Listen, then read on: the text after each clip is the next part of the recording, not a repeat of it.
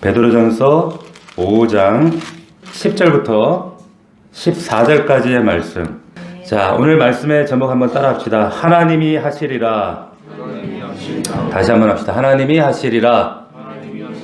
자, 이와 같은 제목으로 베드로전서 강의 18번째 오늘 마지막 시간 말씀을 함께 나누겠습니다. 우리 지난주에 우리 제목이 모든 은혜의 하나님이라는 제목으로 하나님 말씀 함께 나누었습니다.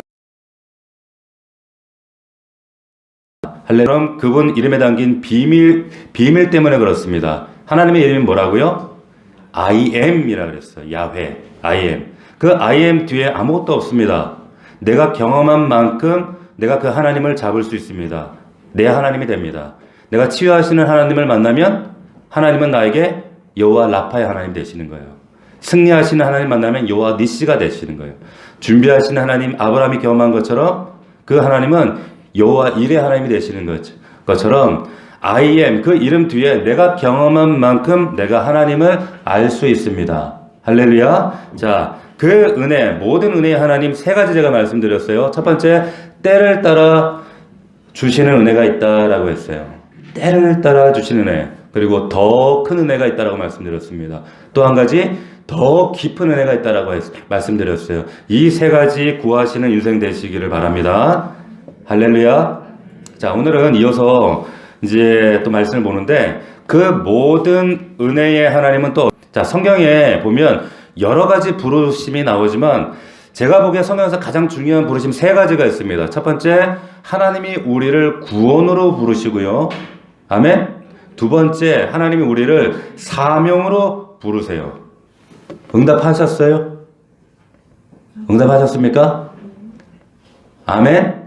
자, 하나님께서 여러분들을 사명으로 부르세요. 응답하셨습니까? 아멘.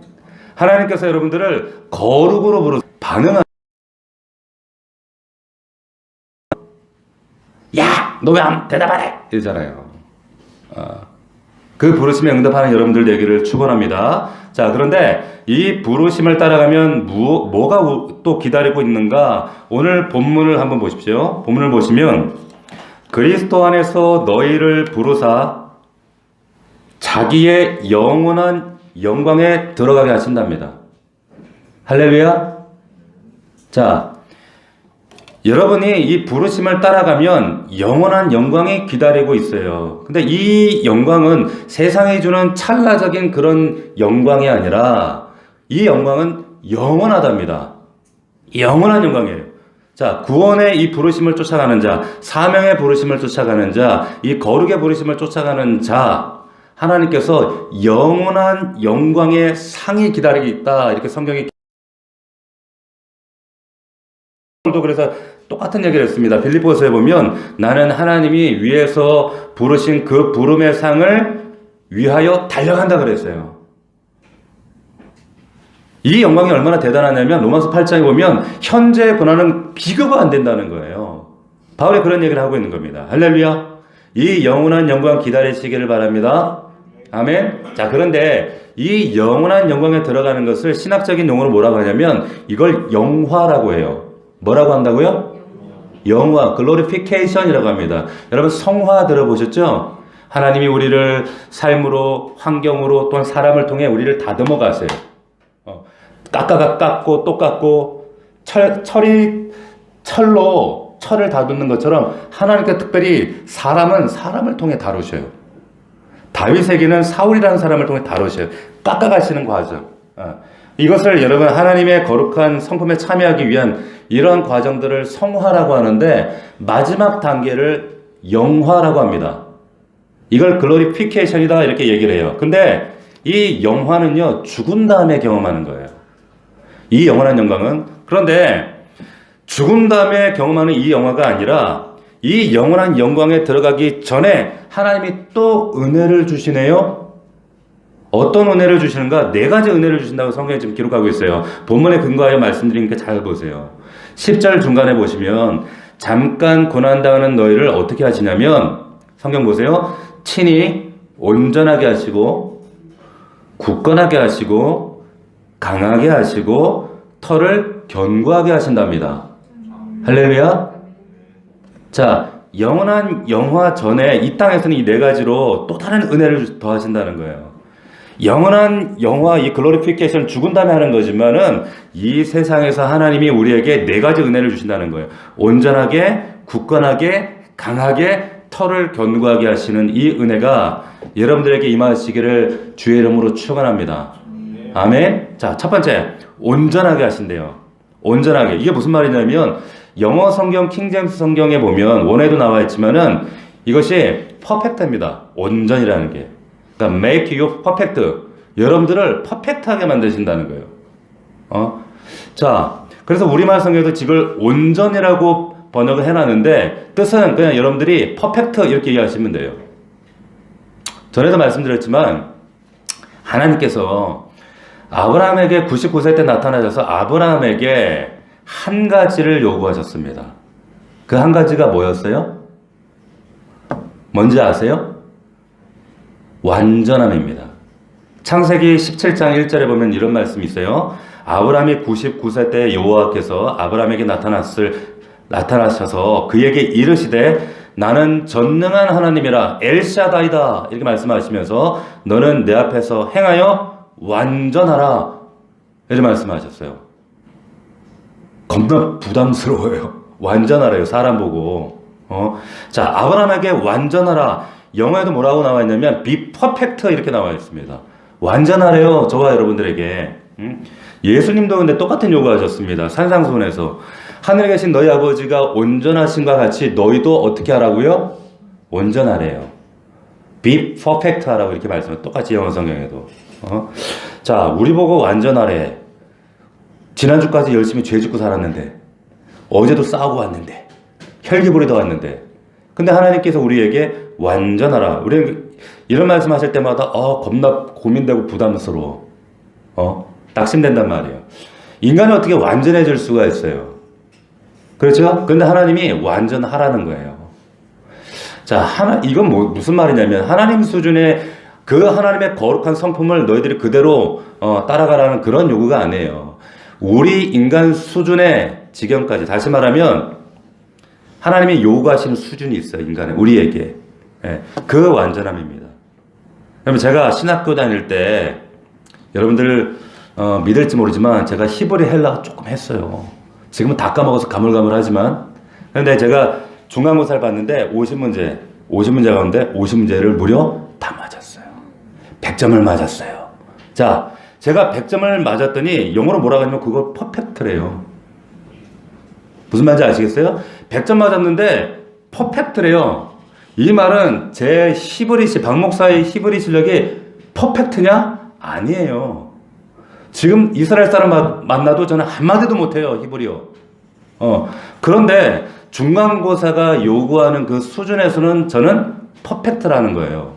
자, 마찬가지입니다. 하나님께서 우리에게 요구하시는 그 완전성이라고 하는 것은 하나님 수준에서 완전성을 말씀하시는 것이 아니라 우리에게, 인간에게 요구하시는, 다시 말하면 그리스도의 장성한 분량까지 가는 과정 가운데 있는 인간 수준의 완전함이에요.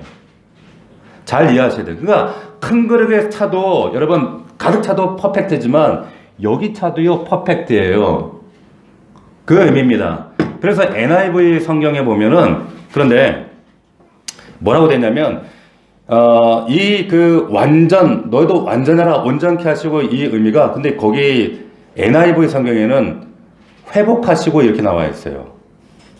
Restore you 이렇게 돼 있단 말이에요. 그러니까 킹제임스 버전에는, 영어 성경에는 지금 이 말씀 그대로 온전케, make you perfect라고 돼 있는데 NIV 성경에는 restore라고 돼 있어요. 회복. 왜 그럴까요? 왜 그럴까? 온전케 하다. 이 카타르티세이라고 하는 이게 왜 그런가? 잘 들으셔야 돼요. 이 말은 온전케 한다는 뜻도 있는데 원래 온전했던 상태로 되돌린다는 의미도 있어요. 이해가 되십니까? 무슨 말이냐면 하나님께서 우리를 창조하실 때, 저와 여러분들을 태초에 창조하실 때 인간을 만드시고 뭐라고 하셨어요? 보시기에 좋았더라. 너무 좋았대요. 그 너무 좋은 상태가 그게 바로 완전이에요. 완전, 온전한 상태. 맞습니까? 그런데 그때는 하나님의 형상, 그래서 하나님의 아이콘이었단 말이에요. 완전한 상태. 그 하나님의 형상을 히브리어는 첼렘이라고 그랬습니다. 근데 이것이 깨졌어요. 망가졌어요. 왜 망가졌습니까? 죄가 침투했어요. 사탄의 유혹으로 죄가 들어와서 이 하나님의 형상이 깨진 거예요. 이 세상에 망가진 이 몰골과 세상 이 군상들의 정말 이 잔인한 이 죄악상들이 왜 그런 거예요? 망가져서 그래, 하나님의 형상들이. 그런데 하나님이 이걸 회복하기를 원하시는 거예요. 그래서 예수 믿으면 우리가 이 신앙생활이라고 하는 건 뭐냐? 잃어버렸던 하나님의 형상을, 이 첼렘을 회복해 가는 과정을 바로 신앙생활이다, 이렇게 말하는 거예요.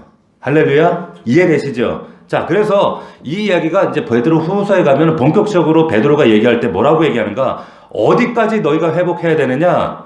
1장 4절에 보면 신성한 성품에 참여하는 자가 돼야 된다, 이렇게까지 얘기하는 거예요. 신의 성품에 도달하는 자까지 돼야 된다. 이렇게 얘기하고 있는 거예요. 하나님의 거룩한 성품, 그 하나님의 거룩, 정결, 거기까지 점진적으로 도달해야 된다. 이렇게 얘기합니다. 우리가 여러분들 잘 아는 그 동방종교회 아시죠? 동방종교회도 카톨릭하고 비슷하지만 까만 옷 입고 다니는 그 러시아, 그리스 종교회라고 하죠.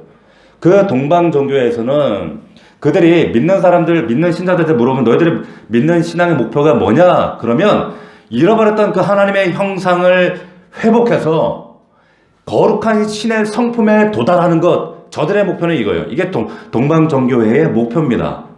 신앙의 도달 목표예요. 그런데 개신교가 어느 순간부터 이것을 약간 등한시하기 시작했어요. 자, 이걸 별로 강조하지 않다가 이걸 강조하고 이걸 다시 회복해야 된다, 이것을 운동을 한 교단이 있는데 그게 누구냐면 웨슬레예요. 웨슬레. 감리교도를 창시한 웨슬레가 우리가 이 하나님의 완전성, 이 거룩으로 도달해야 돼, 이 운동해야 돼, 야 예수 믿는다고 니네들 뭐 아무것도 안 하고 맨날 천국 갈 것만 생각하고 그런 식으로 삶은 개차반 살고 그러면 안 돼. 그 운동으로 나온 것이 웨슬레의 완전성 운동. 그래서 웨슬레가 했던 운동이 뭐냐면, 이 사람이 했던 운동이 뭐냐면 퍼펙션이라고 하는 책이 있어요.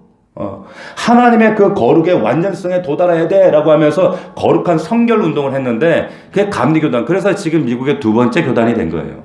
자, 그런데 감리교단이 이제 있다 보니까 자꾸 막 거룩에 도달해야 돼, 완전성에 도달해야 돼, 자꾸 이런 얘기를 하니까 막 부담스러운 거야. 사람들이 교회를 안 와.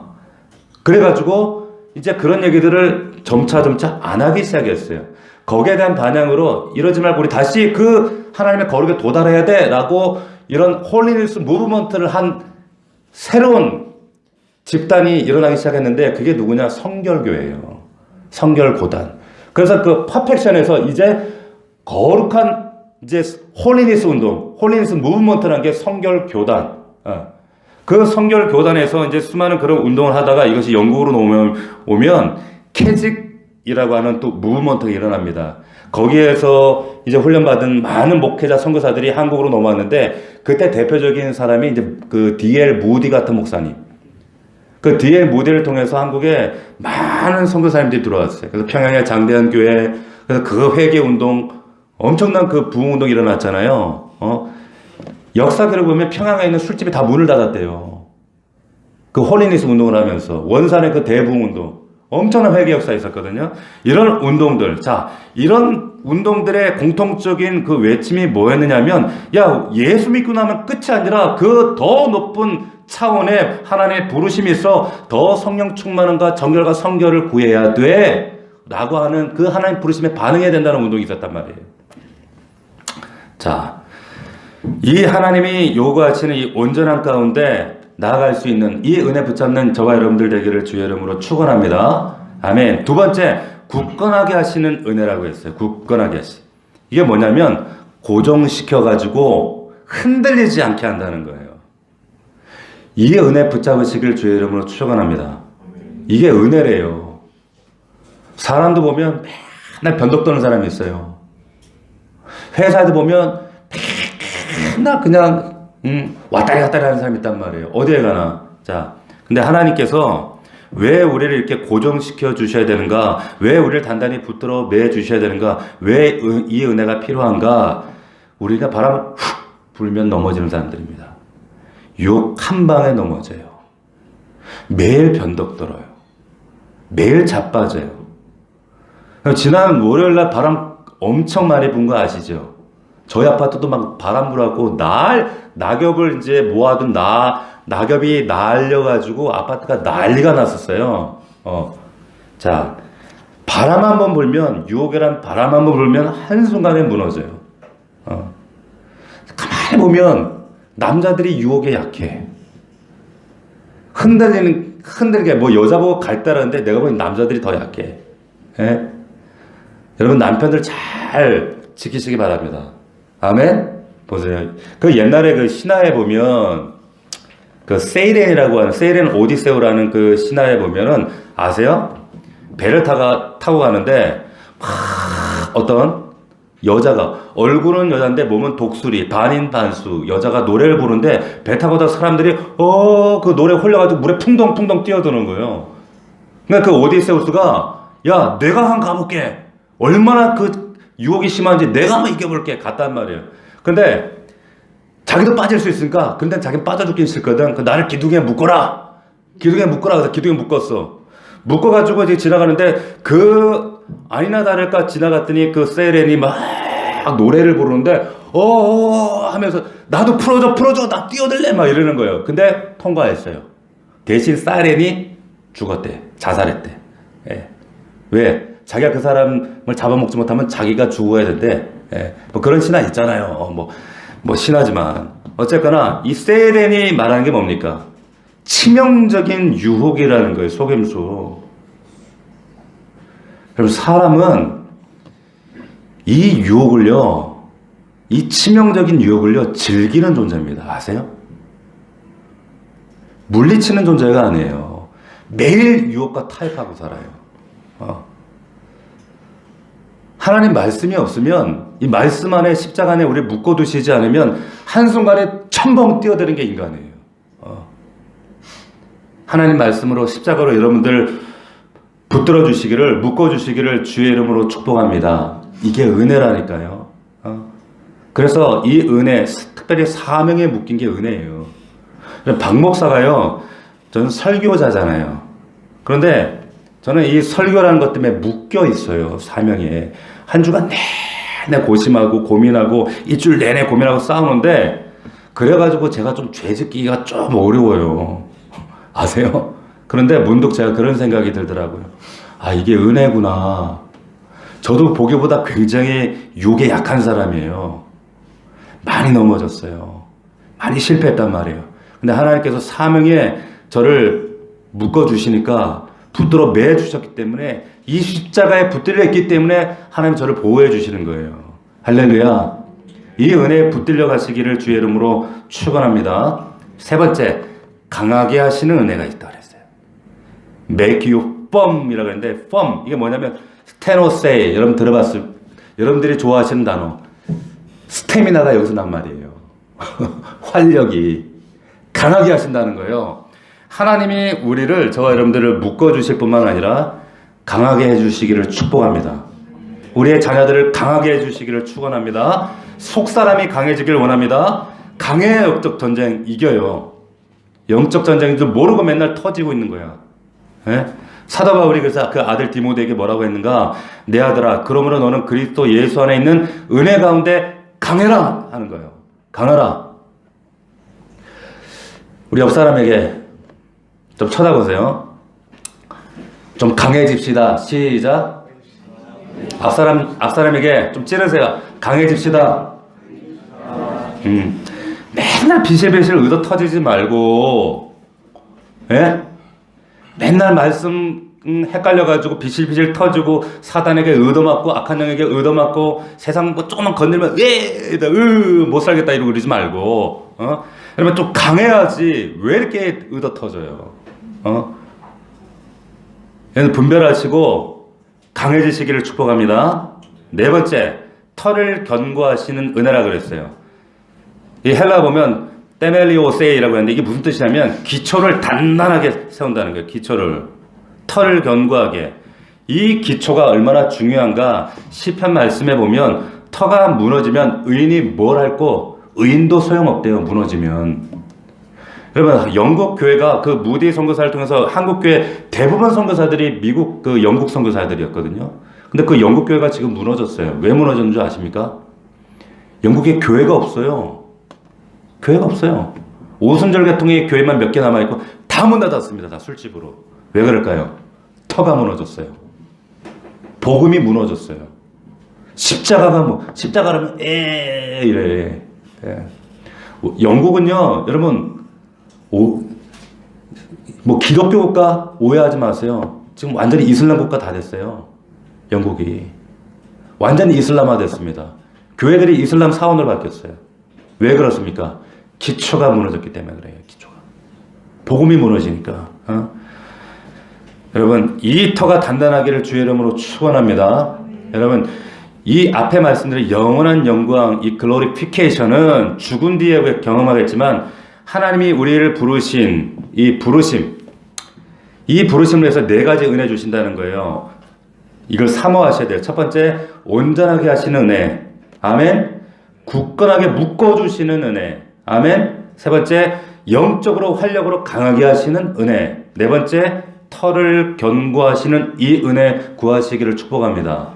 아멘. 자, 그러면 12절에 따르면 보세요. 12절에 이 은혜는 참되니라고 했습니다. 참된 은혜래요. 근데 그 다음에 이 은혜에 굳게 서라 말씀합니다. 이 은혜에 굳게 서라는 거예요. 할렐루야. 이 은혜가 있을 때 굳게 서게 됩니다.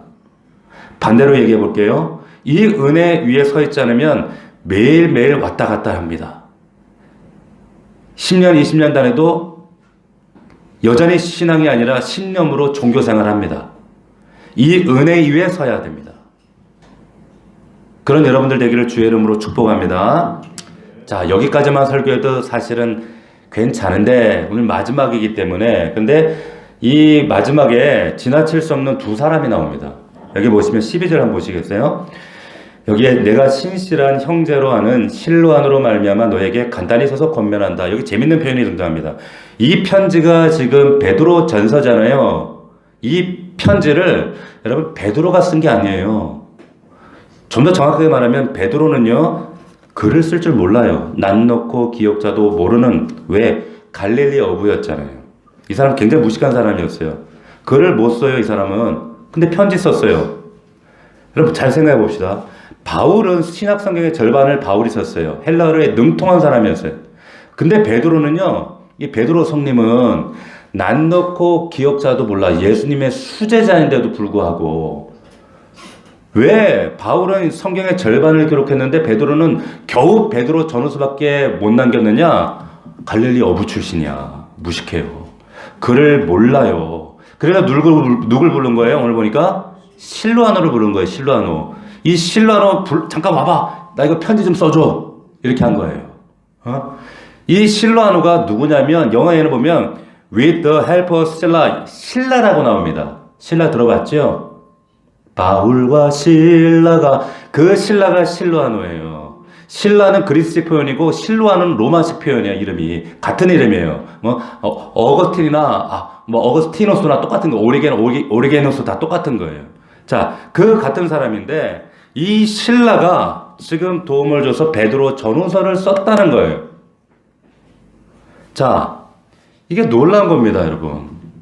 여러분, 제가 그 베드로전서 처음에 얘기할 때 그랬잖아요. 베드로가 무식해가지고 사투리 썼다는 얘기 말씀드렸죠. 사투리 베드로가 기억 안 나시죠? 안 날 줄 알고 다시 한번 얘기해 드릴게요. 베드로가 잡힐 때 예수님 3번씩 부인하던 그날 밤에 그놈 아니야. 너도 그걸 액센트라고 나와요. 다시 말하면 베드로의 액센트는 억양은 사투리 억양이다. 갈릴리 사투리 억양이다. 쉽게 얘기하면 너 경상도에서 왔지? 베드로한테 그러니까 아니라 얘 이랬단 얘기예요. 너 전라도에서 왔지? 그러니까 아니랄게요. 그랬단 말이에요. 그만큼 사투리 막 팍팍 쓰고 무식하고 난 놓고 기억자도 모르던 이 베드로였는데 이 베드로가 너무 감사해요. 베드로에게 글을 못 써. 그런데 이 고급 헬라어를 쓸 줄 아는 실로아노가 옆에서 편지를 대신 써주는 거예요. 그래서 베드로 전후서가 나오게 되는 거예요. 여러분 이 실로아노가 여러분 성경에 별로 눈에 드러지 않지만 이 사람 대단한 사람이에요. 왜 그런가 하면 사도행전을 보면 이 사람이 처음 등장하는 장면이 있는데 사도행전 15장 한번 찾아봅시다. 15장. 제가 이 말씀을 묵상하면서 다시 한번 이 실로아노에 대해서 은혜가 되는 거예요. 우리 교회도 이 실로아노 같은 하나님 부르심을 입은 자들이 많아지기를 원합니다. 이런 기도가 절로 나왔어요. 사도행전 15장 22절에 보면 15장 22절에 거기 이런 말씀이 있어요. 봅시다. 이에 사도와 장로와 온 교회가 그 중에서 사람들을 택하여 바울과 바나바와 함께 안디옥에 보내기를 결정하니 그 형제 중에 인도자인, 이 인도자는 영어로 리더입니다. 리더인 유다와 실라를 보냈답니다. 자, 무슨 말이냐면 실라는 초대교회의 리더였어요. 초대교회의 지도자였단 말이에요. 베드로처럼. 뿐만 아니라 15장 32절로 가면 유다와 실라는 뭐라고 나와 있습니까? 선지자였대요. 15장 32절 보니까. 여러분 신라는 선지자였어요. 초대교회 지도자였어요. 다시 말하면 하나님이 사용하시는 사람이었어요. 대단한 사람이었어요. 게다가 사도 바울의 전도 여행의 동역자였으면 파트너였어요. 여러분 아시는 것처럼 이 사도 바울이 전도여행 다니다가 사도행전 하면서 얘기했잖아요. 마가 요한이 힘들다고 중간에 이탈해 버렸어. 도망가 버렸어요. 그래가 때문에 바나바하고 막 심하게 싸우고 저런 게 어떻게 선교 여행에 따라 나섰냐고 그러면서 싸워가지고 선교 여행에 위기가 왔었어요. 그러니까 갈라섬이 바나바하고 바울하고 그게 마가였단 말이에요. 그 원인 제공자가. 그런데 그 사도 바울이 선교 여행에 그 파트너로 세웠던 사람이 바로 실라였습니다. 다시 말해 실력 있던 사람이었단 말이에요. 자, 사도 바울만 고생했어요? 같이 고생했어요. 사도행전 16장 25절을 한번 보세요. 거기 보면 바울과 실라가 함께 감옥에 갇혀 있었어요. 거기 25절에 보면 한밤중에 바울과 실라가 기도하고 하나님을 찬송하며 제수들이 듣고 착고가 풀어진 거예요. 할렐루야. 이 사건 아시죠? 사도 바울만 고생한 게 아니라 실라도 개고생했다니까요. 그 다음에 사도 바울만 아니라 이 실라도 로마 시민권자였습니다. 사도행전 16장 37절을 보면 바울이 이렇게 얘기하죠. 바울이 이르되 로마 사람인 우리를 이렇게 얘기해요. 그러니까 실라도 로마 시민권자였다는 거예요. 자, 정리해 봅시다. 실라 보통 사람이 대단한 사람이었어요. 여기 보니까 초대교회 리더였죠. 선지자였죠. 바울의 선교 파트너였죠. 정말 능력 있는 사람이었죠. 근데 보세요. 함께 선교했던 바울은 신약 성경의 절반을 썼어요. 13권을 썼습니다. 실라라고 자기도 이 복음에 대한 기록을 남기고 싶지 않았겠어요? 이렇게 똑똑한 사람이었는데. 그런데 실라가 쓴 성경이 없어요. 실라 전서, 실라 후서가 없어요. 그리고는 그 사투리 심한 무식한 그 베드로를 위해서 대필해 주는 것으로 만족합니다. 예언자였어요. 나 예언 은사 있어. 나 선지자야. 나 초대교회 지도자야. 제가 설교 준비하면서 너무 은혜가 되는 거예요. 세상 사람들은요, 자기 이름 드러내고 싶어요. 다 티내고 싶어요. 자랑하고 싶어요. 근데 튀지 않아도 만족했던 사람. 다 자기 이름 안 알아준다고, 뭐 어디 주보에 자기 이름에도 빠지면 왜 내 주보에 내 이름 뺐냐고 이런 사람들, 너 다른 교회는 있단 말이에요. 봤죠? 보세요. 그런데 내 이름이 성경에 별로 안 나와도 불평하지 않았던 사람이에요. 이 신라. 너무 귀한 사람 아닙니까? 이런 사람이 우리 교회에 넘치는 교회에 많아지기를 주의 이름으로 축원합니다. 우리 교회 실로아노와 같은 사람들이 많아지기를 주의 이름으로 축원합니다. 여러분 이 교회가 박 목사 때문에 있는 게 아니라 이런 실로아노와 같은 분들이 많이 있기 때문에 이 교회가 여러분들 알게 모르게 빚도 없이 정말 헌신하고 눈물로 헌신하는 분들이 많아요. 더 많은 우리 이런 실로아노가 많은 우리 교회가 되기를 주의 이름으로 축원합니다. 또 한 사람 이름을 언급하는데 13절에 보니까 내 아들 마가래. 굉장히 중요한 표현이에요. 왜 그런가 하면 마가가 누구예요? 아까도 얘기했지만 사도행전에 선교여행하다가 힘들다고 중간에 도망간 사람이에요. 이 마가가. 기억나세요? 왜 이탈했을까? 응? 자기는 모르고 덤볐는데 와 이거 이러다가 죽게 생긴 거요. 전도가 이렇게 힘든 줄 몰랐어. 그러면 마가가 누구예요? 오순절 사도행전에 보면 마가 다락방 아시죠? 그 마가예요. 근데 그 마가의 다락방에 몇 명이 들어갔다라고 성경에 기록되어 있습니까? 몇 명이에요? 몇 명? 120명이잖아요. 그러면 다락방에 생각해 보세요. 120명이 들어갔다라면 그 집은 큰 집이에요? 작은 집이에요? 큰 집이에요. 어마어마한 집이에요. 그 말은 즉슨 엄청난 부자였다는 거예요. 부잣집 아들이었어요. 그런데 뭣도 모르고 그 바나바가 자기 삼촌이었거든. 선교여행 따라 나섰다가 이거 장난 아니거든. 중간에 이탈해버린 거예요. 그래가지고 이것 때문에 바울과 바나바가 심하게 싸우고 그래가지고 바나바는 마가를 데리고 바울은 실라를 데리고 갈라지게 된 거예요. 예. 오점이죠. 기독교 역사 어떻게 보면. 근데 이 바나바만 마가를 거둔 것이 아니라 오늘 보니까 베드로도 그 왔다 갔다 하는 마가를 거둔 거예요. 누가 썼는 줄 아세요? 이건 예수님을 직접 목도한 사람이 아니면 절대로 경험할 수 없고 쓸 수 없는 내용이에요. 그러면 이 마가가 이 얘기를 누구에게 들었을까요? 마가는 직접 예수님을 보지 못했거든요. 누구에게 들었어요? 베드로에게 들은 거예요. 베드로에게 듣고 지금 베드로가 마가를 내치지 않고 내 아들이라고 불러주면서 내 옆에 두고 그래서 베드로 글 못 쓴다 그랬잖아요. 베드로가 자기가 만난 예수 그리스도 그 경험한 예수를 마가한테 다 전해줘서 나온 게 마가복음이라는 거예요. 아세요? 복음서 중에 제일 처음 쓰여진 게 마가복음이에요. 마태도 누가도 요한도 마가복음을 참고하고 쓴 거예요. 그래서 마가복음이 정말 중요하다는 거예요. 생각해 보세요. 베드로가 만약에 마가를 거두지 않았다면 마가복음이 없습니다. 다른 복음서도 어쩌면 없을 수도 있어요. 어마어마한 사실이에요. 이게. 무슨 말이냐? 누군가에게 기회를 준다는 거. 누군가에게 다시 한번 기회를 열어준다는 거. 참아주고 기다려준다는 것. 이게 은혜예요. 그런 은혜가 있었기 때문에 마가 있었고 오늘날 우리 성경이 있었던 거예요. 그런 은혜가 있기를 주의 이름으로 축복합니다. 마지막으로 13절에 보시면 이런 말씀이 있어요. 택하심을 함께 받은 바벨론에 있는 교회가 너희에게 문안한답니다. 바벨론에 있는 교회가 문안. 지금 바울이 그럼 바벨론에 있나? 베드로가 지금 바벨론에 있는 거예요? 아니에요. 로마에 있어요. 학자들이 이구동성하는 얘기 로마에 있는 거예요. 근데 왜 바벨론이라고 얘기했을까? 왜 그러냐? 여러분 바벨론은 모든 사단과 악한 영과 귀신의 상징을 바벨론이라고 그래요.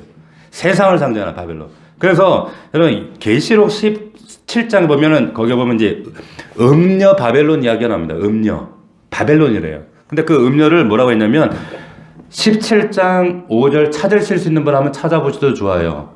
그 음녀 바벨론은 그 이마에 기록이 있대요. 뭐라고 됐는가? 이거 엄청난 비밀이다. 근데 그 음녀는 뭐냐? 이름이 큰 바벨론이야. 땅의 모든 음녀들 가증한 것들의 어미래. 이게 바벨론입니다. 그런데 제가 그 스가랴서 강의하면서 신할 땅 얘기하고 바벨탑 얘기하고 니므롯 얘기하면서 얘기했을 거예요. 모든 악이 시작된 곳이 거기란 말이에요.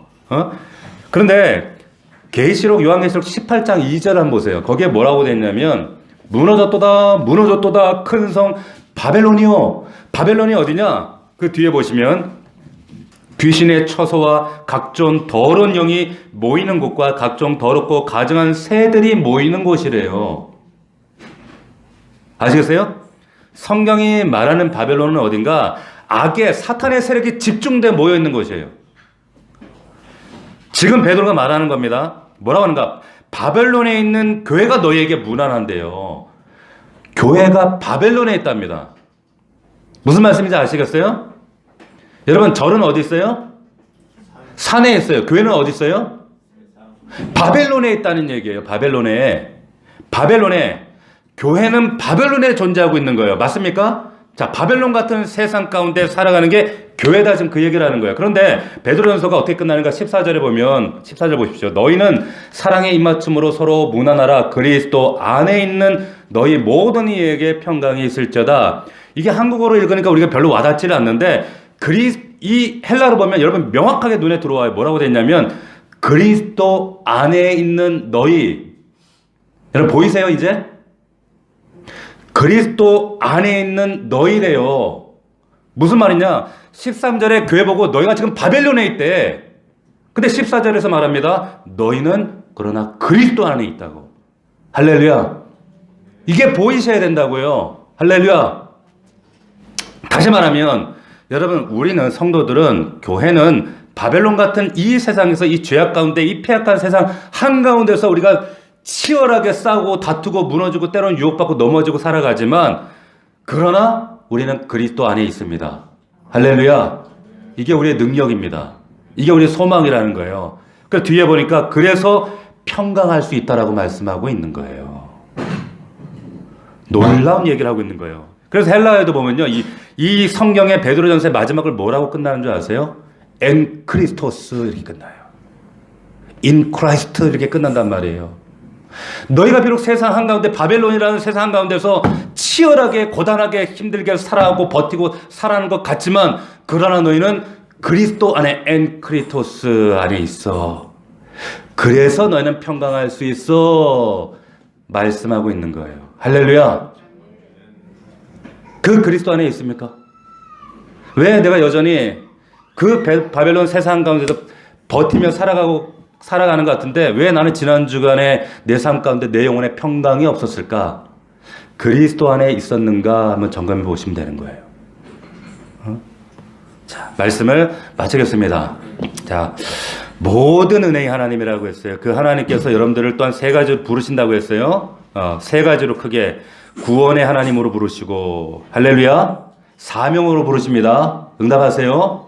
또 거룩으로 부르십니다. 아멘. 응답하십시오. 이 부르심에 응답하는 자들에게 하나님이 영원한 영광 가운데 그 영광을 기다리게 하시는데 그 영광은 죽어서 우리가 받는 거고 그 전에 이 땅에서 네 가지 주신다고 했어요. 네 가지 은혜 꼭 구하세요. 첫 번째, 온전하게 하시는 은혜. 두 번째, 굳건하게 하시는 은혜. 세 번째, 강하게 하시는 은혜. 네 번째, 털을 굳건하게 하시는 은혜. 할렐루야. 아시겠죠? 자, 우리 넘치는 교회 실로아노와 같은 겸손한 주의 조력자들이 많이 일어나기를 주의 이름으로 축복합니다. 마가에게 한 번 더 기회를 준 베드로처럼 우리 교회가 그런 교회 되길 원합니다. 그런 사랑 있는 교회가 되길 원합니다. 마지막으로 우리가 비록 이 교회가 악한 바벨론 세상 한가운데 살아가지만 우리는 엔 크리스토스 안에 있습니다. 그리스도 안에 있을 때 평강이 오늘 약속하신 말씀대로 그리스도 안에 있는 너희 모든 이에게 평강이 있을지어다. 할렐루야. 이 평강이 충만하시기를 주의 이름으로 축복합니다. 축원합니다. 자, 기도하겠습니다. 자, 이 말씀 기억하면서 선포하세요. 이 말씀 붙잡고 여러분 담대히 외치십시오. 하나님, 비록 우리의 삶 가운데 고단함과 이 바빌론의 역사와 시험이 있지만 그럼에도 불구하고 우리는 그리스도 안에 있음으로 인하여서 약속하신 이 평강이 샬롬이 있습니다. 잊지 않게 해주십시오. 하나님, 돼지처럼 땅만 바라보고 사는 인생이 아니라 돼지가 자빠졌더니 하늘을 본다 그랬어요. 하나님의 영광 보게 하옵소서. 때론 그런 고난 가운데 넘어질지라도 하늘 바라볼 수 있는 은혜 주셔서 감사합니다 고백하는 우리가 되길 원합니다. 아버지 하나님, 우리 사랑하는 모든 성도들이 하나님께서 구원으로 부르시고 사명으로 거룩으로 부르실 때 또한 우리에게 허락하신 이 네 가지 은혜, 온전하게 하시고 굳건하게 하시고 강하게 하시고 견고하게 하시는 은혜를 구하길 원합니다. 실로아노와 같은 자가 되기 원합니다. 아버지 하나님, 예수 그리스도 안에는 평강을 누리기 원합니다. 우리 간절한 마음으로 기도하겠습니다. 살아계신 아버지 하나님 감사합니다. 아버지, 우리 간절한 마음으로 고백하십시오. 여러분들 삶 가운데 하나님께서 허락하신 이 평강이 우리 가정과 일터와 삶 속에 임할 수 있도록 하나님 도우시옵소서. 하나님 함께하여 주시옵소서.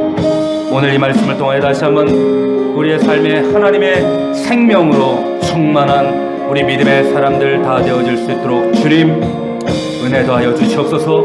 아버지 하나님 역사하여 주시옵소서. 거룩하신 아버지 하나님, 모든 은혜의 하나님, 그리스도 안에 너희를 부르신 하나님, 영원한 영광에 들어가게 하시는 하나님, 잠깐 고난을 당할지라도 친히 온전하게 하시고 굳건하게 하시고 강하게 하시고 털을 견고하게 하시는 하나님, 아버지, 우리가 신실한 실로아노와 같은 그러한 자들 되길 원합니다.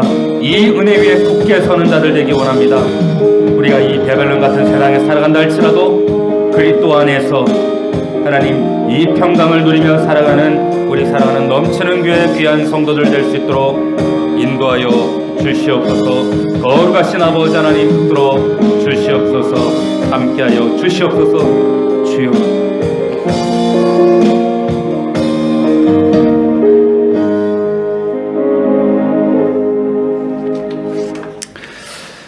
모든 은혜의 하나님, 하나님께서 우리 사랑하는 성도들을 구원으로 부르시고 또한 사명으로 부르시고 또한 거룩으로 부르심을 감사함을 드립니다. 이 부르심에 응답하는 자에게는 영원한 영광이 있다라고 말씀하셨습니다. 그 영광을 구하며 또한 우리가 그 영광을 성취하기 위해서 4가지 은혜를 주신다고 하셨습니다. 온전함과 굳건하게 하심과 강하게 하심과 견고하게 하시는 이 은혜를 날마다 체험하는 우리 모든 성도들 되게 하여 주시옵소서. 실로아노와 같은 자들 되기 원합니다. 마가에게 한 번 더 기회를 주었던 베드로의 모습이 우리 안에 있기 원합니다. 악한 이 바벨론 한가운데 살아가는 우리들이지만, 우리 교회지만 우리가 그리스도 안에 있어서 평강하다는 사실을 잊지 않게 하시고 우리의 가정과 우리의 자녀들과 우리의 일터와 우리의 삶을 그리스도 안에 머물게 하여 주시옵소서. 예수 그리스도의 이름으로 축복기도 올려옵나이다. 아멘.